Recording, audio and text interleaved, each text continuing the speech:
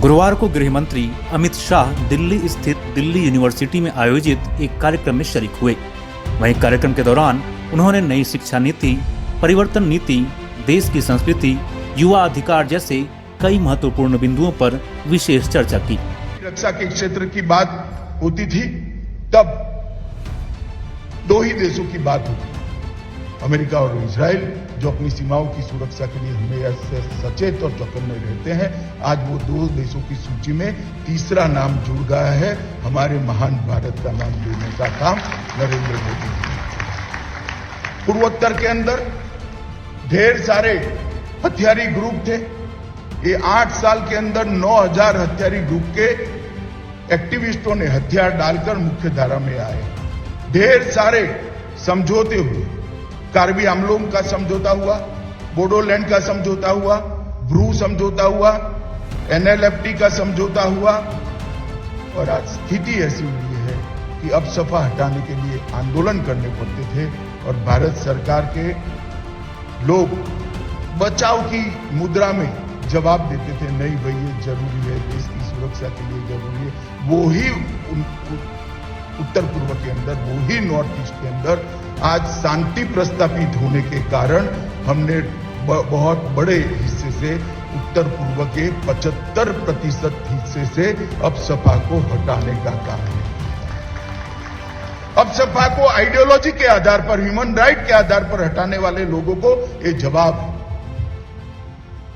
Human right उनका भी है जो आतंकवाद में मारे जाते हैं, जो आतंक फैलाते हैं। उनकी ह्यूमन राइट की चर्चा करने वालों को मैं कहना चाहता हूं, ह्यूमन राइट उनका भी है जो आतंकवाद की भेंट चढ़ते, और उनके ह्यूमन राइट की रक्षा करने का रास्ता कानून हटा देना नहीं है, स्थिति ही ऐसी निर्मित करना जहां कानून की जरूरत ही न पड़े। इस प्रकार की स्थिति नरेंद्र मोदी जी ने कर दिखाई। धारा 370 और 35 से हटाना सालों से ओहो क्या हो जाएगा, कैसे होगा, कैसे कर सकते, क्या होगा। मोदी जी ने 5 अगस्त 2019 को चुटकी बजाते हुए इसको कर भी दिया। और जो लोग कहते थे कि खून की नदियां बहेगी, मैं गर्व के साथ उनको कहना चाहता हूं, मोदी जी की सरकार की नीतियों के कारण खून की नदियां छोड़ो, कंकर चलाने की भी किसी में हिम्मत नहीं। जब दृढ़ता के साथ निश्चित उद्देश्य मन में रखकर कोई शासन करता है तो परिवर्तन किस प्रकार से आता है, इसका उदाहरण। जब देश का हित सर्वोपरि रखकर कोई शासन करता है तो रास्ते की कितनी भी दिक्कतें हो, अपने आप रास्ता समान हो जाता है और गाड़ी पूर्वपाट चलने लगती है, कोई बाधा नहीं रहती है। इसका उदाहरण परिवर्तन का जो विचार होता है, परिवर्तन के लिए जो नीति होती है और परिवर्तन की जो कल्पना होती है, इसका वाहक विश्वविद्यालय ही हो सकता है, इसका वाहक विद्यार्थी ही हो सकता है। जब भी युग परिवर्तित होता है, कालखंड कोई भी हो, समय कोई भी हो, तो वो परिवर्तन का वाहक हमेशा विश्वविद्यालय ही बने। हमारे देश के अंदर कई सारे ऐसे उदाहरण हैं कि ढेर सारे अलग अलग प्रकार के वैचारिक आंदोलन के, सामाजिक आंदोलन के, स्वतंत्रता के आंदोलन के, और अब विचार के परिवर्तन के आंदोलन के भी वाहक विश्वविद्यालय ही बन सकते हैं।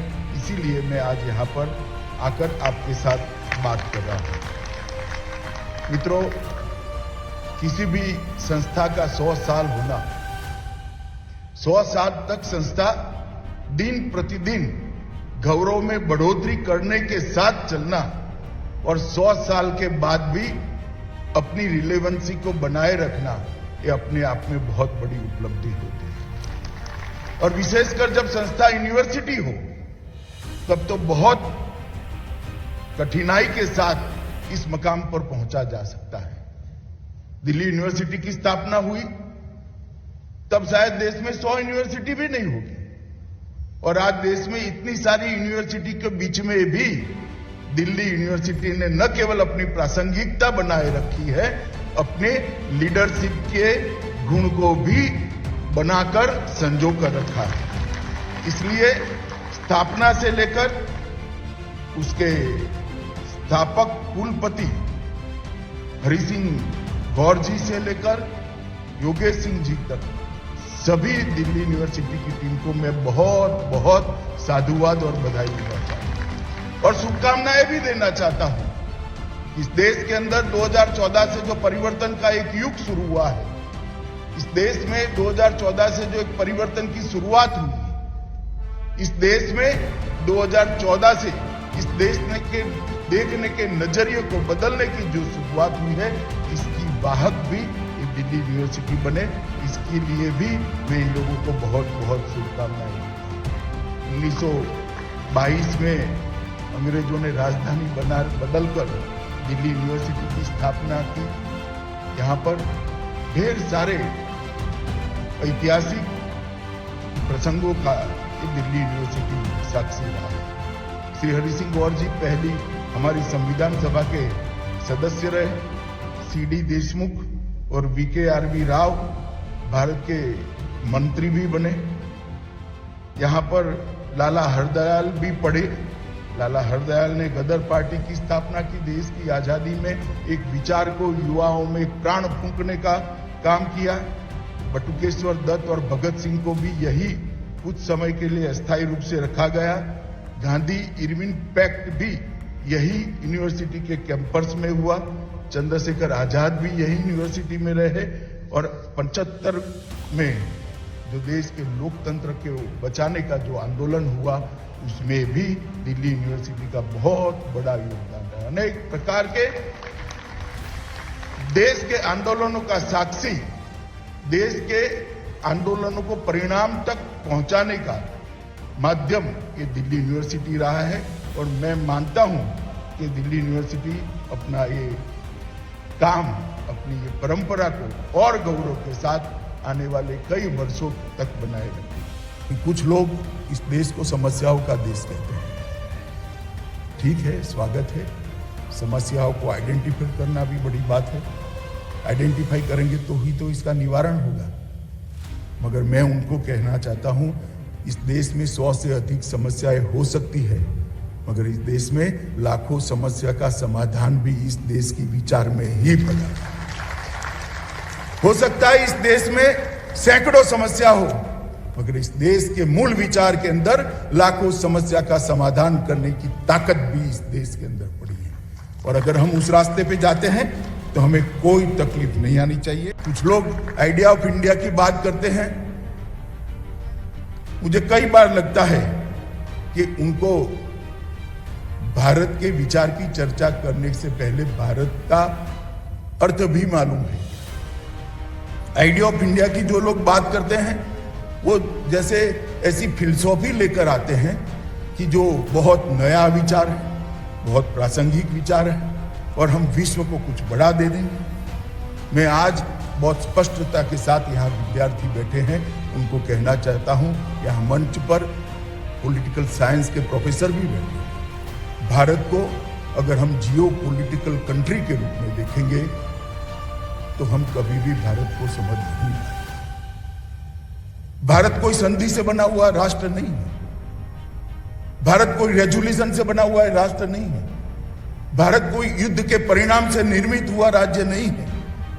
भारत एक जियो कल्चर कंट्री है, भू सांस्कृतिक देश है और जब तक इस बात को हम नहीं समझेंगे, हम भारत की कल्पना को समझ नहीं सकते। सदियों तक, हजारों सालों से हमारी चीर पुरातन एक सांस्कृतिक नदी का प्रवाह बह रहा है और इस सांस्कृतिक नदी के प्रवाह ने जिन जिन लोगों को अपनी आगोश में लिया, वो भारत है। और भारत को आज इसी दृष्टि से समझ, मैंने तो मेरी पार्टी का अध्यक्ष था, पूरे देश का सभी जिलों का भ्रमण किया है। मैं मणिपुर में जाता था तो वहां भी कृष्ण मिलते थे, भारतनाट्यम देखता था तो वहां पर भी कृष्ण मिलते थे, द्वारिका जाता था तो हमारे गुजरात के रास गरबा में कृष्ण मिलते थे और वृंदावन जाता था तो भी कृष्ण मिलते थे। तो ये संस्कृति ही हमें जोड़ती है। गंगा भी देश के किसी भी कोने में चले जाओ, आपको गंगा मिलेगी। ये बातें भारत को जोड़ती है, भारत को एक रखती है। और ये विचार को जब तक हम नहीं अपनाएंगे, नए भारत की कल्पना हम नहीं करेंगे।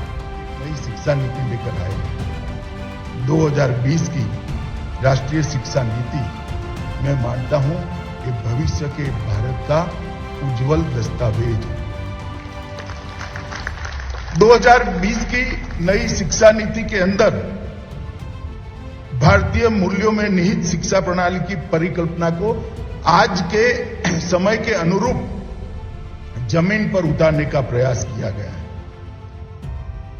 हर प्रकार के ज्ञान को एक प्लेटफॉर्म देने का इसके अंदर प्रयास है। रोजगारी को भी प्लेटफॉर्म देने का प्रयास है। बच्चा सिर्फ पढ़ लिख कर पाइपलाइन जैसे कोर्स में ग्रेजुएट होकर बाहर न निकले। बच्चे के अंदर जो क्षमताएं पड़ी हैं, वो क्षमताओं का संपूर्ण दोहन करने का उसको प्लेटफॉर्म देना पड़ेगा, मंच देना पड़ेगा।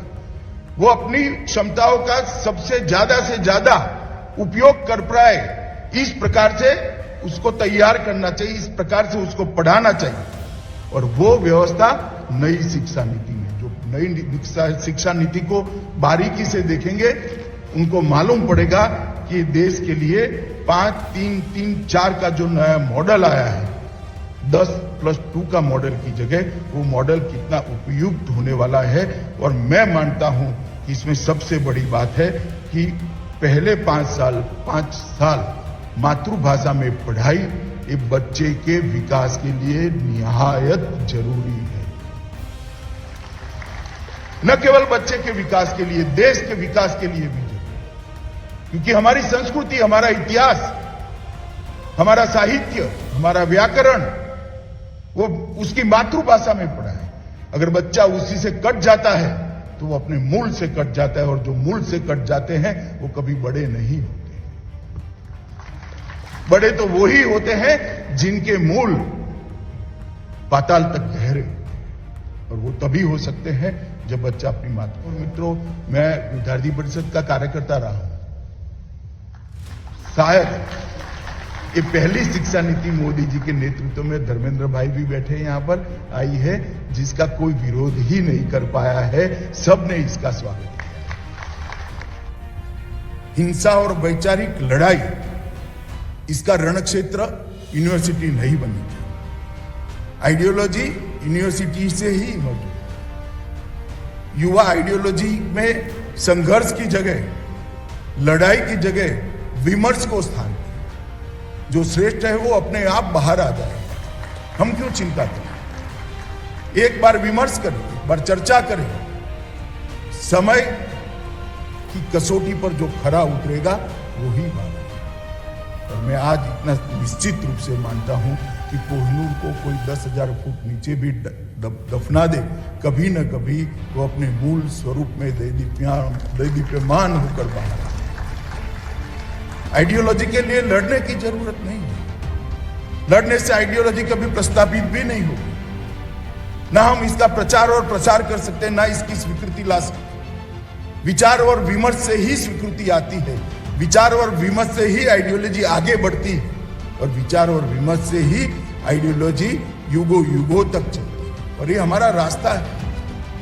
इस देश के अंदर नालंदा हो या तक्षशिला हो, तोड़ने वाले चले गए, उनको कोई याद नहीं करता। कहते हैं जब नालंदा का पुस्तकालय जलाया गया 6 महीने तक धुआं उठता था। ठीक है, उनको त्वरित संतोष मिल गया होगा, मगर जिस विचार को वो जलाना चाहते हैं वो आज भी अक्षुण्ण है और अपनी जगह पे गौरव के साथ। इसलिए आइडियोलॉजी के लिए वैचारिक लड़ाई की जगह यूनिवर्सिटीज नहीं बननी चाहिए। विचार विमर्श की जगह यूनिवर्सिटी बननी चाहिए। अपने सिद्धांतों को लिए विचार विमर्श के आधार पर ही आगे बढ़ाना चाहिए, और देश के निर्माण के लिए भी अपनी आइडियोलॉजी को स्वीकृति दिलाकर उस रास्ते पर आगे बढ़ना चाहिए। अगर आइडियोलॉजी संघर्ष का रास्ता बनती है तो वो आइडियोलॉजी ही नहीं है, और कम से कम इस देश की आइडियोलॉजी तो नहीं है।